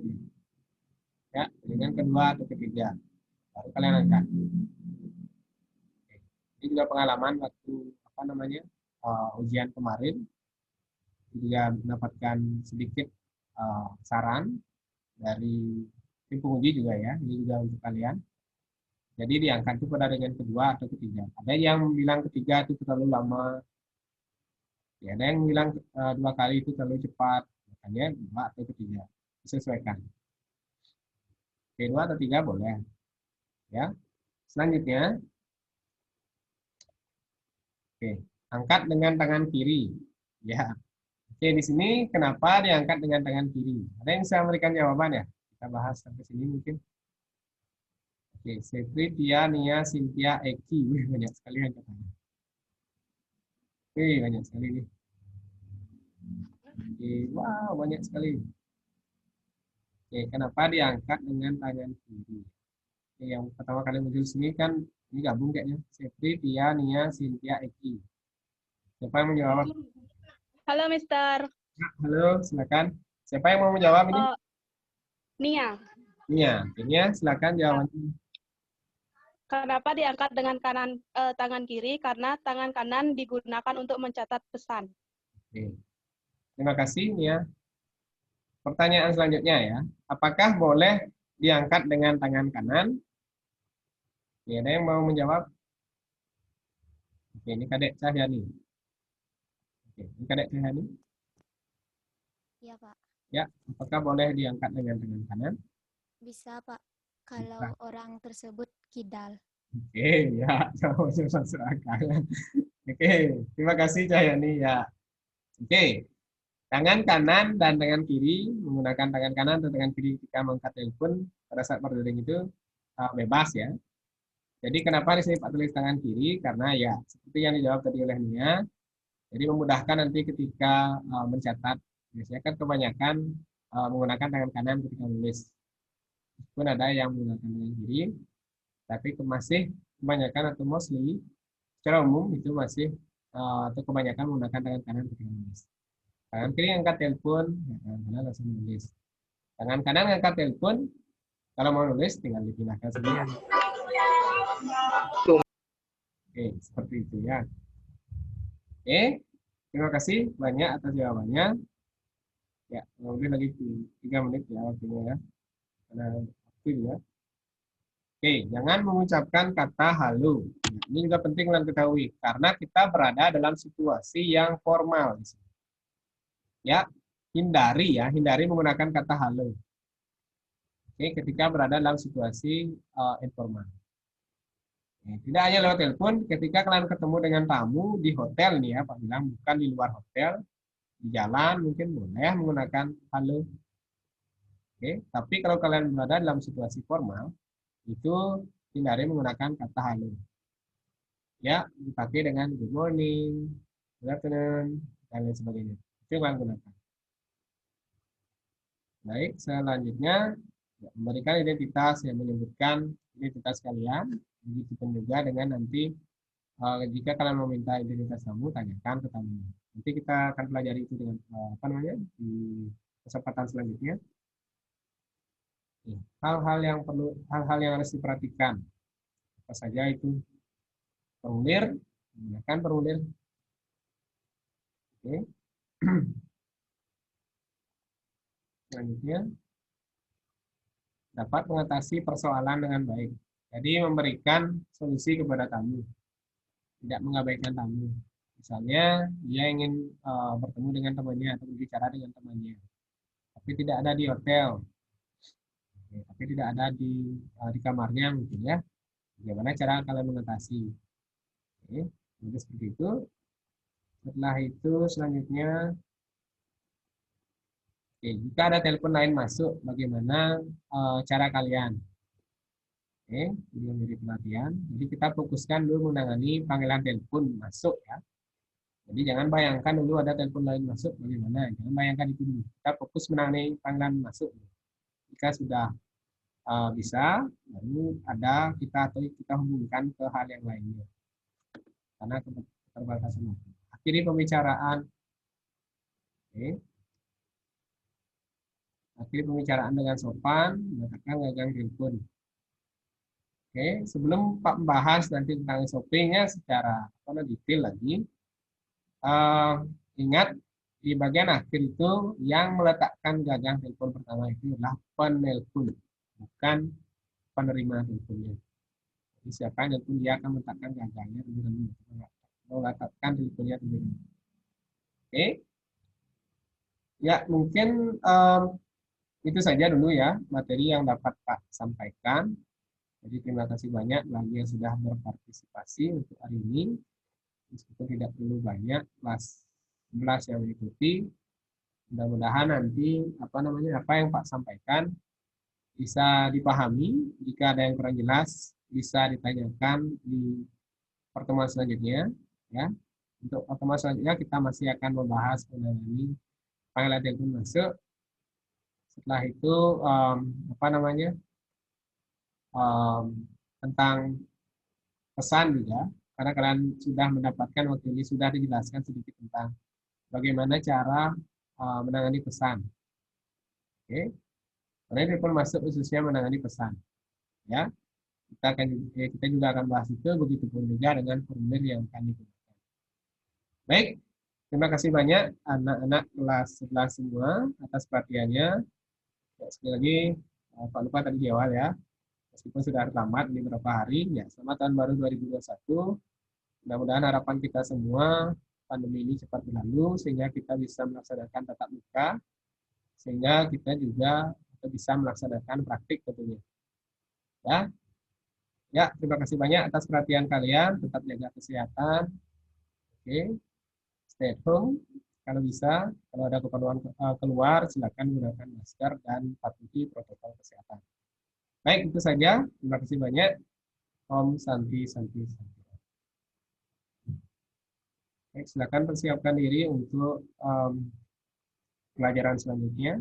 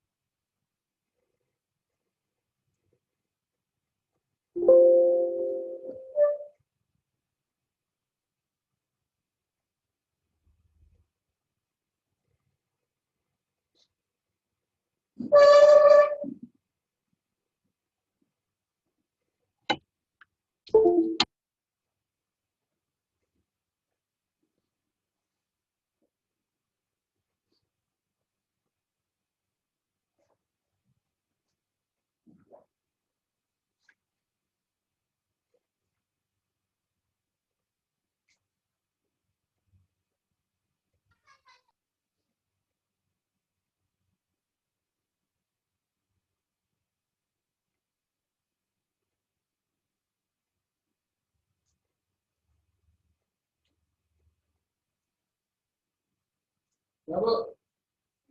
Sudah. Ya,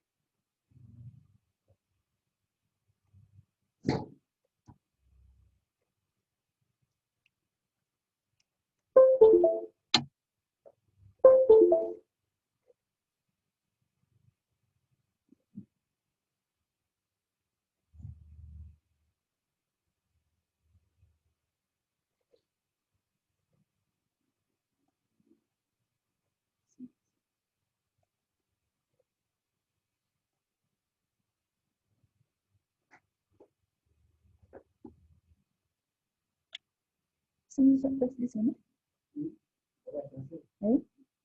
Oke.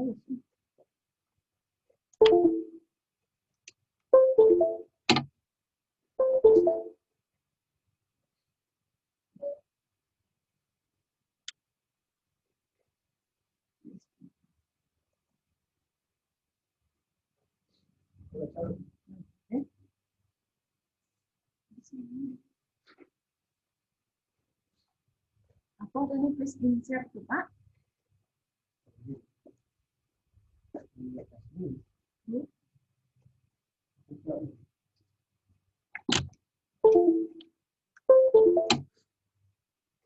Oh, yang bersihkan lagi kan maksudnya.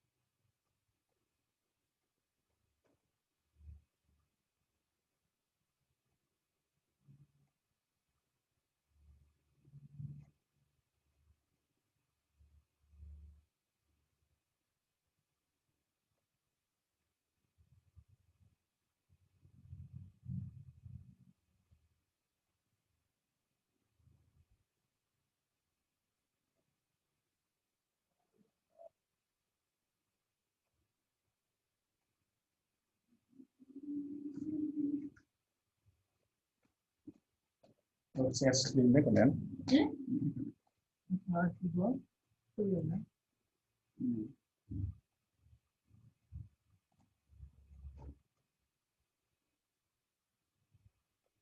Apa yang ngajak anak sama merahnya? Itu sudah. Yuk.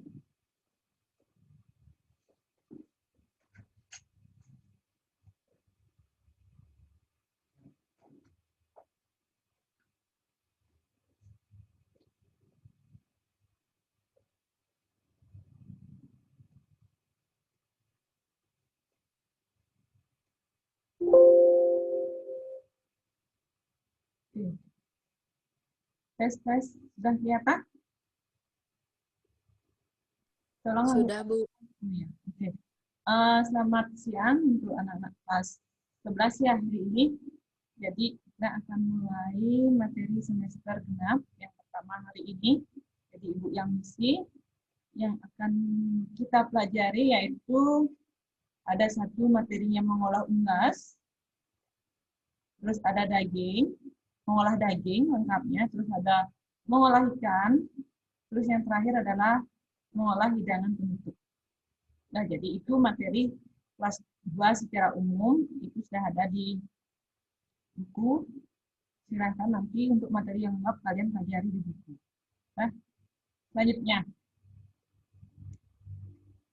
Di sini materi yang kita bahas adalah pengertian, terus ada karakteristik, ada kualitas daripada mengolah unggas, mengolah daging, mengolah ikan, dan dessert.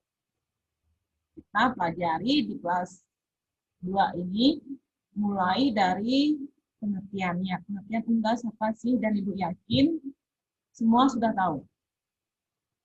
Nah, makanya Ibu tidak terlalu banyak mengulas di sini tentang pengertiannya. Oke, unggas atau poultry. Sudah ada di buku, silahkan nanti dibaca-baca. Terus di sini juga ada pengertian daging. Daging itu apa sih? Gitu. Ya, terus di sini ikan. Terus juga ada mengolah hidangan dessert. Dessert juga kayaknya semua udah tahu. Oke, jadi untuk mengetes, siapa yang tahu apa itu pengertian daripada daging? Ayo angkat tangan.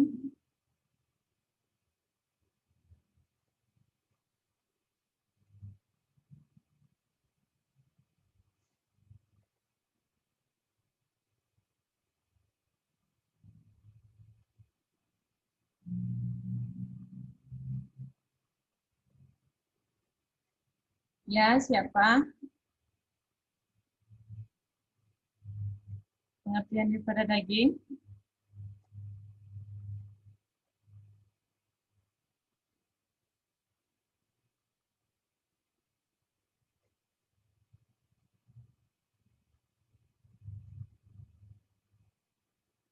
Oke. Langsung aja ya, Ibu. Jelasin salah satu contohnya yaitu daging. Nanti kalian baca di buku, jadi Ibu tidak mau waktunya kebuang untuk menjelaskan pengertiannya. Nanti kalian baca di buku. Jadi daging adalah binatang yang berkaki 4 yang dipelihara atau diternak, yang diambil dagingnya. Ingat, yang dipelihara atau diternak, yang diambil dagingnya yang aman untuk dikonsumsi. Nah, itu daging. Ingat, tanda kutip binatang berkaki 4 yang dipelihara dan diternak, ya, yang diambil dagingnya untuk dikonsumsi. Nanti biar tidak jawabannya binatang berkaki 4. Contoh daging adalah buaya. Nah, terus selanjutnya di sini ada karakteristiknya.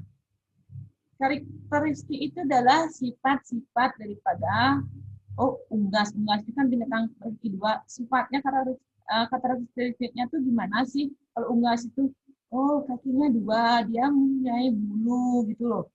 Itu yang dimaksud dengan karakteristik sifatnya. Sifat binatang yang masih hidup ini. Nah, kalau ikan gimana sih? Kalau ikan itu kan banyak sekali jenisnya. Ada ikan yang hidup di air tawar, ada yang ikan hidup di air asin, terus ada ikan yang bertubuh bulat, ada ikan yang bertubuh pipih. Jadi kalau ikan sekali ini akan kembali ke jenis ikan itu ikan apa gitu. Kalau ikan tuna gimana bentuknya? Itu yang disebut dengan karakteristik atau ciri-ciri ikan itu. Nah, tapi ini lebih kompleks. Unggas juga begitu. Unggas itu kan banyak sekali. Ada ayam, chicken, ada bebek, dan nah jadi itu nanti kalian lihat karakteristiknya gimana. Nah, selanjutnya kualitas. Kualitas itu maksudnya di sini adalah yang dimaksud kualitas unggas setelah menjadi daging. Ya, kualitas daging ayam yang bagus itu gimana? Jadi apa sih yang kalian lihat pertama untuk menentukan bahwa kualitas unggas itu kalian bisa katakan bagus? Gitu. Kalau melihat, Ibu yakin kalian tahu. Tapi kalau disuruh coba jelaskan, itu pasti bingung. Nah, kalau kalian disuruh milih, ini loh ada berapa jenis ayam, coba pilih yang menurut kamu bagus, Ibu yakin kalian tahu. Tapi kalau disuruh untuk menjelaskan, memang agak ribet. Jadi yang pertama kalian lihat di warnanya. Warnanya yang cerah, terus aromanya yang segar. Nah, ini dari semuanya dulu ya, dari unggas, daging, dan ikan kualitasnya. Aroma segar semua iya, di daging juga iya. Nah, terus warnanya yang cerah. Cerah dalam artian bahwa dia memang cerah untuk kualifikasi daging gitu loh, kualifikasi unggas dan kualifikasi ikan. Itu yang dimaksud, bukan harus cerah. Warnanya pink, tidak semua. Oke. Terus di sini juga ada mungkin untuk unggasnya ada dagingnya. Ya, dagingnya gimana empuk gitu maksudnya, atau dagingnya kenyal di ikan. Jadi kalau di daging dia tidak lembek, itu yang disebut dengan kenyal. Itulah kualitas unggas. Lebih spesifik lagi, misalnya kita ambil salah satunya di ikan, kan? Ikan yang berbeda dari ketiganya. Mungkin insangnya, gitu. Insangnya merah, matanya bening, aromanya segar, bukan harum, nggak ada aroma ikan harum. Nah, itu yang disebut dengan kualitas. Selanjutnya, di sini ada olahannya. Nah, untuk potongannya nanti kita akan masuk satu-satu ya. Bagaimana jenis potongannya di olahannya. Kita tidak ambil blok itu potongannya, biar kalian juga nanti tidak bingung. Jadi, Ibu kasih salah satu contoh aneka olahannya. Nah,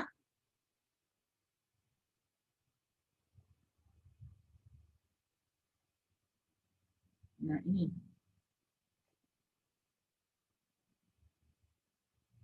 Ini salah satunya di saus dulu. Nah, ini salah satu Ibu ambil contohnya adalah ikan. Jadi, ikan renyah dengan saus pedas, manis, dan asam. Jadi, ini salah satu di mana ikan itu adalah di breaded dia. Nah,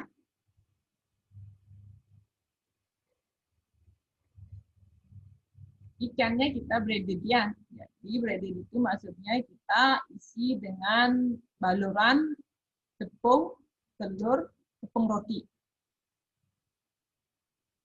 Jadi itu maksudnya di breaded. Ini salah satunya, kemungkinan besar juga nanti kita akan pakai bahan pembelajaran. Kita ambil salah satu olahan ikannya. Nah, selanjutnya di sini ada juga contoh dari prawn wonton. Ini salah satu olahan ikan. Dari seafood maksudnya. Udang itu juga termasuk ke seafood. Jadi wonton itu adalah lumpia. Prawn wonton.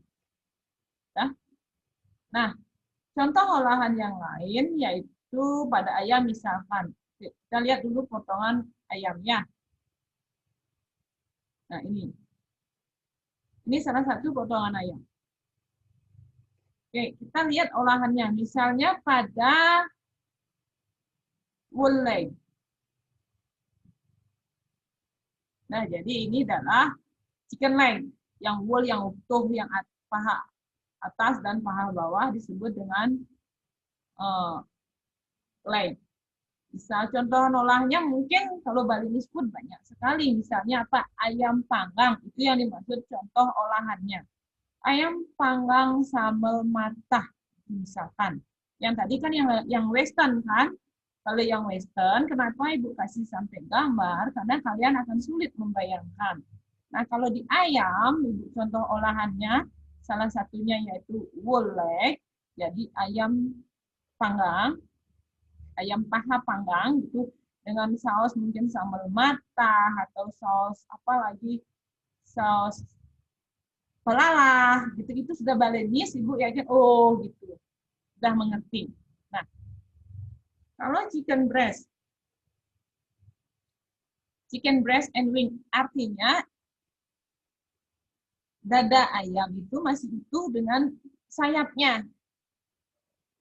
Nah, di sini misalnya contoh olahannya salah satu yaitu lalapan. Ibu yakin semua tahu lalapan ayam. Ini kan ada dua pilihan, paha dan dada. Nah, ini biasanya masih kan. Itu contoh olahannya. Dan ini contoh potongannya. Karena ini kan cuma memakai bahasa Inggrisnya. Kalau ini apa namanya? Dada ayam gitu loh, chicken breast. Terus, nah ini drumstick-nya. Ini yang paling sering sekali kepakai di dunia industri. Drumstick. Berarti paha bagian bawah. Chicken wing. Ini selalu, bahkan sering juga kepakai di dunia industri. Biasanya untuk hidangan appetizer, yaitu hidangan pembuka. Misalnya apa?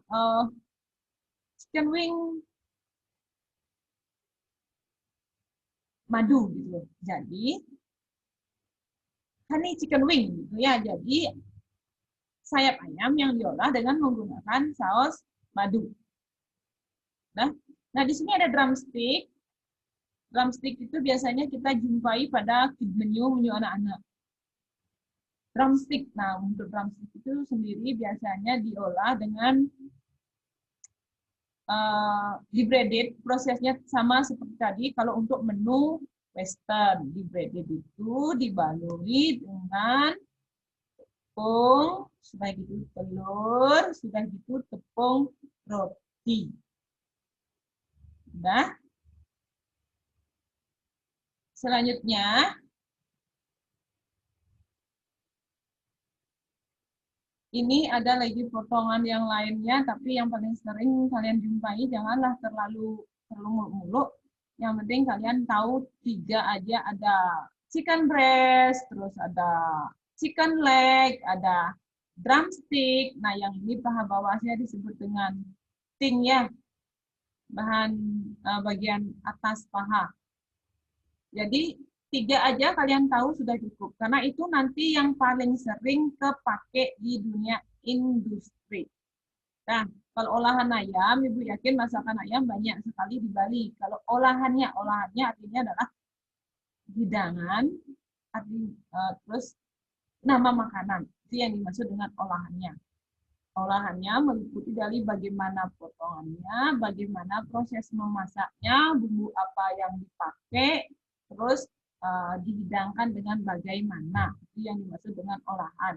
Makanya dia dalam tanda kutip disebut dengan istilah hidangan ayam.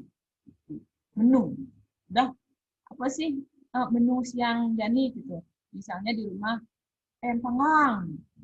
Nah, jadi ini yang dimaksud olahan. Ini salah satu contohnya ya.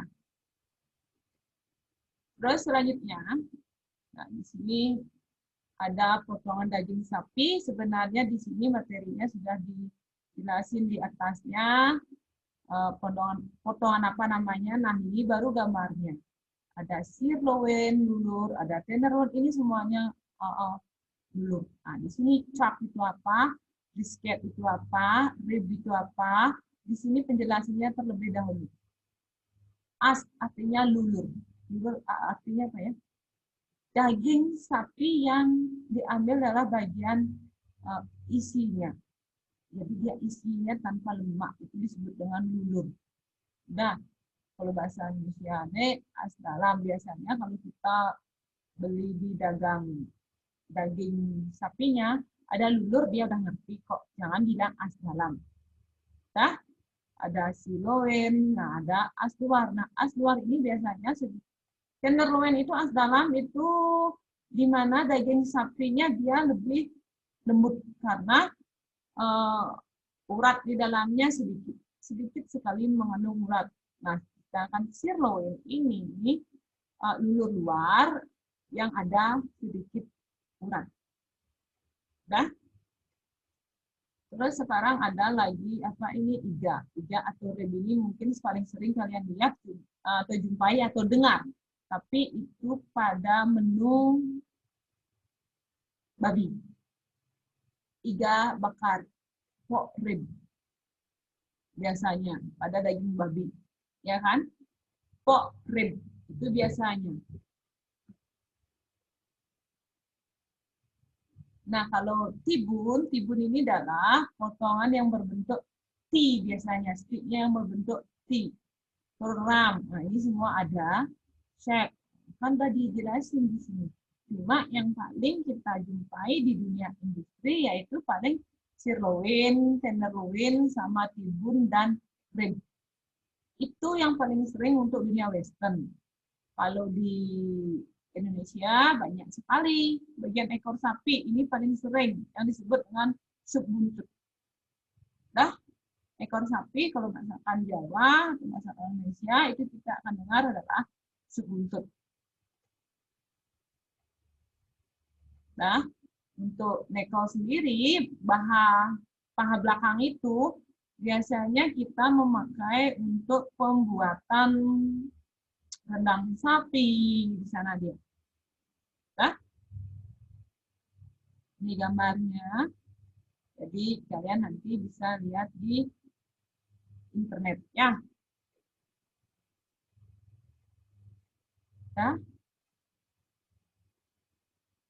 Nah, ini potongannya. Nah, selanjutnya kita akan lihat secara olahannya. Kemungkinan besar kalau memang kalian ada waktu nanti pakai, yang kita pakaikan salah satunya ini. Olahannya. Bagaimana, ingat lagi metode of cooking-nya, kita sudah pelajari di kelas 1. Oh, metode of cooking-nya apa, gitu loh. Ya. Nah, ini jadi. Kalau yang kemungkinan besar yang kita praktekkan seperti ini. Mengolah hidangan ikan. Jadi yang kita ambil adalah ikan tunanya. Mungkin di rumah nanti kalian mau bikin apa, pepes ikan, boleh. Balinese-nya misalnya pepes ikan, terus kita ambil western-nya yaitu breaded fish.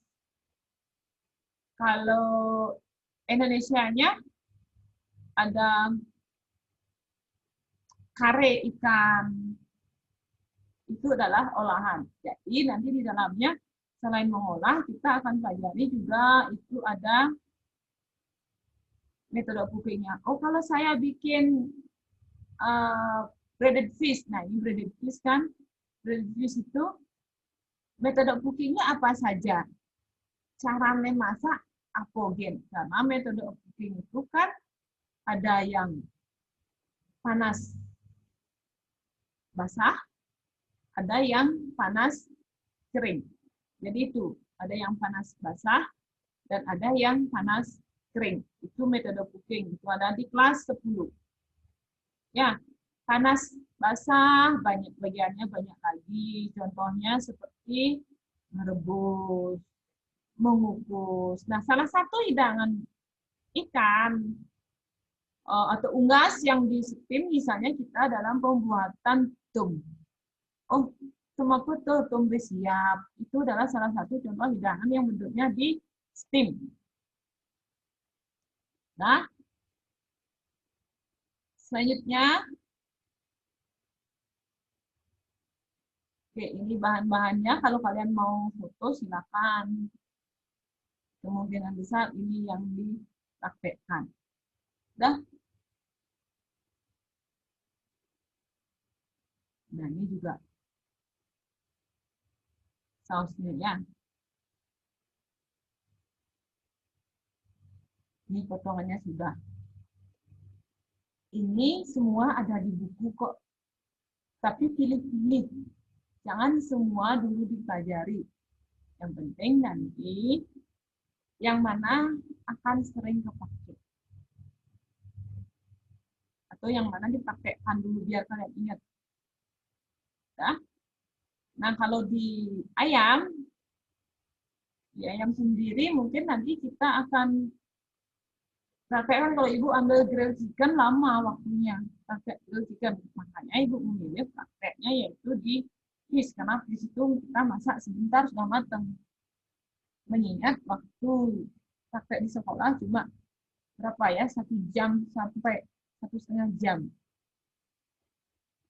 Nah, jadi nanti mudah-mudahan kalau memang sudah new normalnya, kita bisa praktek. Ini yang kita praktekkan ya.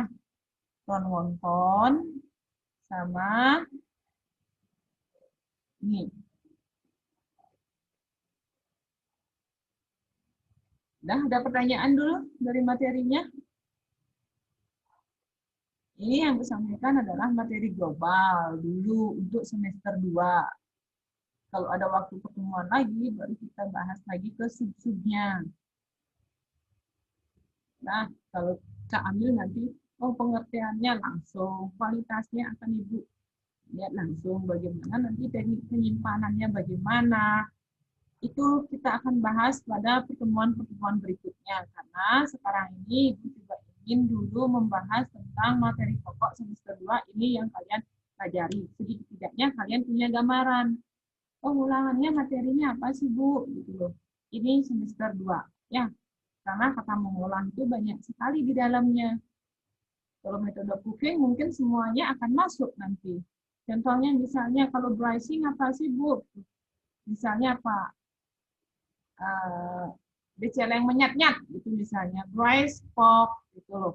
Itu semua ada. Di metode cooking, tolong diingat. Kita 10 sudah kita pelajari.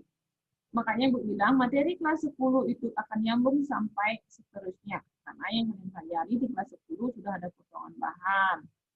Terus ada metode cooking. Nah, metode cooking potongan bahan dan nama bahan ini akan terus kalian bawa sampai ke kelas 3. Nggak mungkin kalian masak tanpa metode of cooking. Udah? Ini prosesnya breaded. Proses breaded itu adalah mencelupkan bahan ke dalam tepung roti. Tapi sebelum tepung roti itu, biar dia mau lengket, kita masukkan dulu bahannya ke dalam tepung terigu, telur, baru terakhir tepung roti, biar dia mau nempel. Itu namanya proses breaded. Di sini juga nanti akan ada seasoning.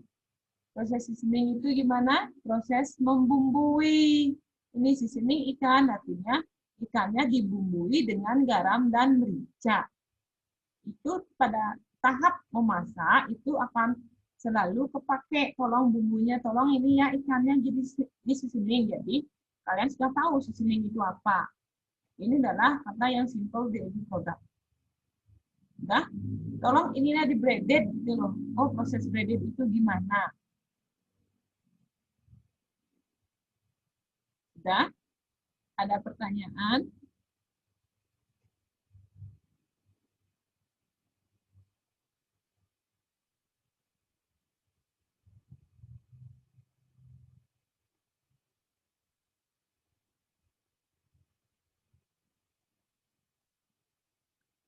Ada pertanyaan enggak?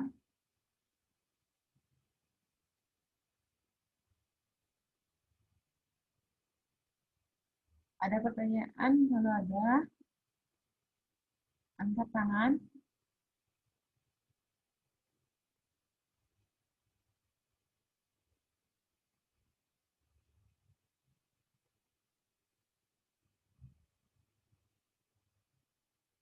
Nah, ingat ya, di teknik pengolahan ini, di aneka olahannya, kalian harus pelajari, ingat, pertama, istilah-istilah dalam memasak, seperti seasoning, marinade, itu di sini dipelajari. Nah, terus metode of cooking-nya, di sini dia dipelajari di aneka olahannya. Bukan langsung kalian nyebutin aneka olahannya diapain, digoreng bu, nggak pelajari metode cookingnya dengan istilah bahasa di FB produknya. Kalau menggoreng dengan minyak banyak, apa sih namanya? Ingat, buka-buka bukunya. Itu di sini dipelajari. Dan potongannya juga tadi sudah. Kalau dessert, nanti kita terakhir baru bahas. Kita bahas secara umum dulu.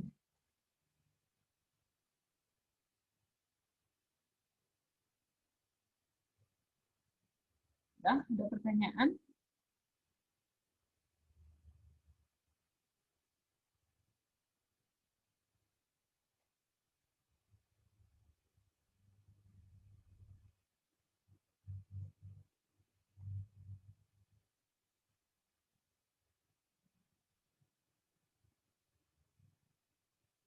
Oke, ini kayaknya waktunya juga sudah lebih ya.